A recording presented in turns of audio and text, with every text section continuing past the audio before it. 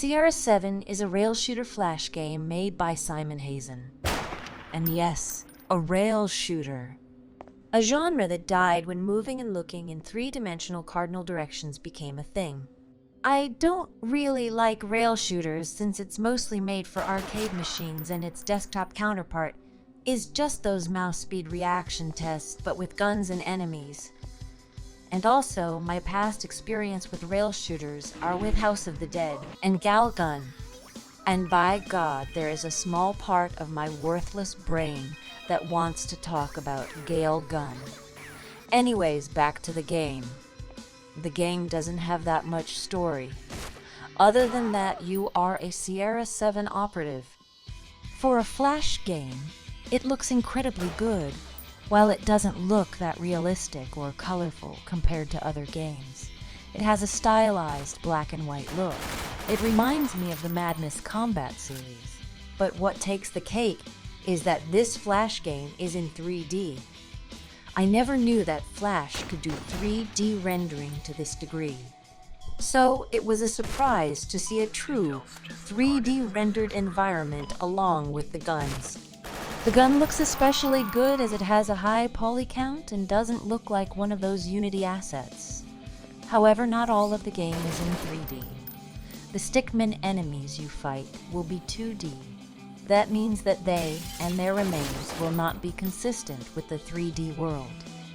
Speaking of which, there is some gore as hitting enemies will leave their blood and organs on the wall, and getting a headshot will either leave a hole through their head or outright explode it in half. Since this is just 2D, their remains will vanish after some time. It would be nice to see the monotone gray world get painted in red, but that sadly isn't the case.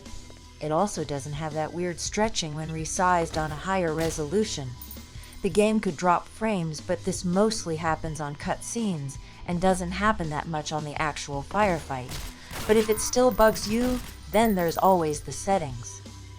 As for the gameplay, well, the game is fairly straightforward. Most of the time, you go room to room breaching and clearing. Enemies pop up.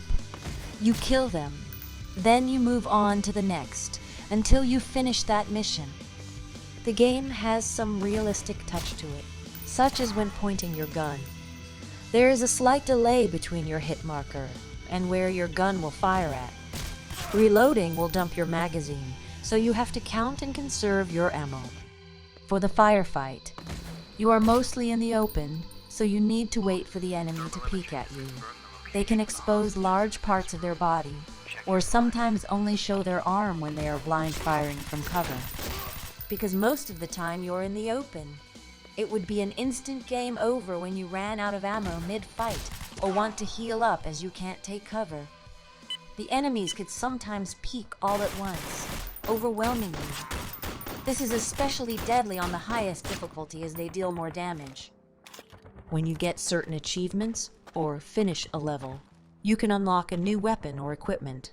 You could have pistols, rifles, shotguns, and a machine gun. Most of the rifles feel the same, as you would mostly try and get headshots. The damage of each weapon won't feel that different.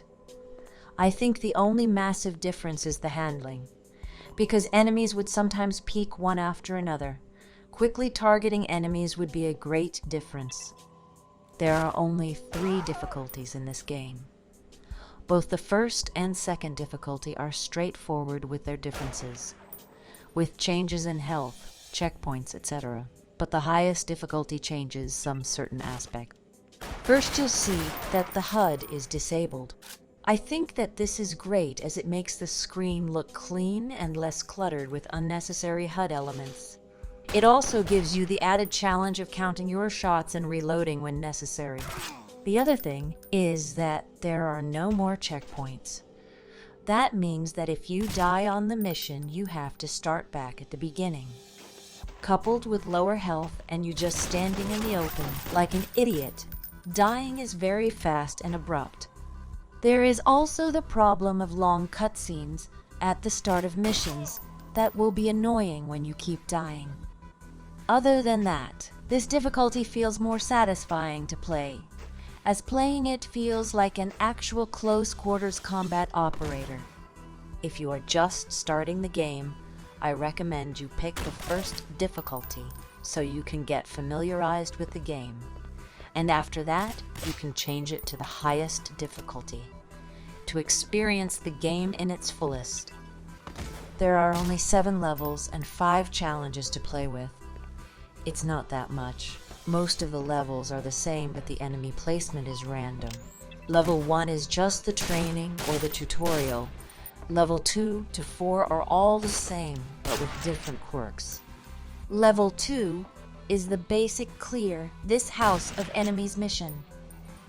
On level 3, you disable a bomb, and if you don't shoot the bomb technician fast enough, he will take you down with him.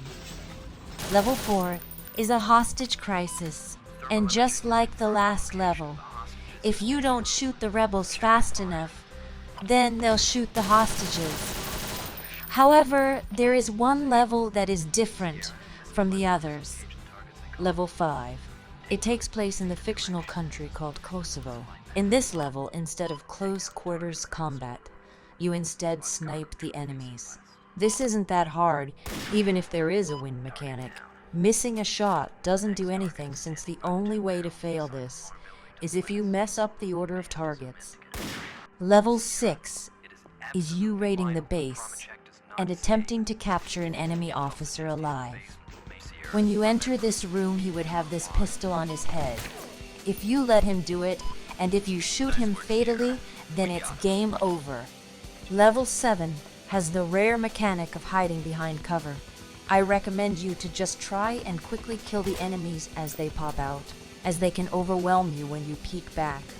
But it's nice that you can take a cover if you are really damaged. This level also introduces a boss, a guy in a technical shooting at you with a machine gun. After this, you go to the rebels' base and do some fun things with the plastic explosives there. And that's it. While most of the levels are the same, it was still fun to play through. I do hope that there will be more. However, despite all of the good things in this game, there are some problems. This game has some bugs, such as minor graphical bugs, but if you are really unlucky, then major gameplay bugs. Like in this scenario, after getting a game over, my gun won't shoot and I can't do anything. There is also this time where the dark filter on the underground section persisted after I died and everywhere looks dark. Most of the time you won't experience these, but it can happen. Other than that, the game is overall fun and intense. If you like these kinds of games and want to LARP as a close quarters combat operator, then I highly recommend this game. Again, as with other Flash games, it is really short, so you won't have that much time to play, which is both a good thing and a bad thing, as you will have little to do with just 7 levels. There is a mobile sequel, but the stickmen are replaced with human enemies, and there are also some microtransactions. It's a little sad that there is no proper sequel of this on the desktop, but if you play some games like this, I suggest you look at the developer's catalog of games. And that is all for the game review. As always, if there is a Flash game, or just any game in general that you want me to talk about, then just leave a comment down below. See you, and have a nice day.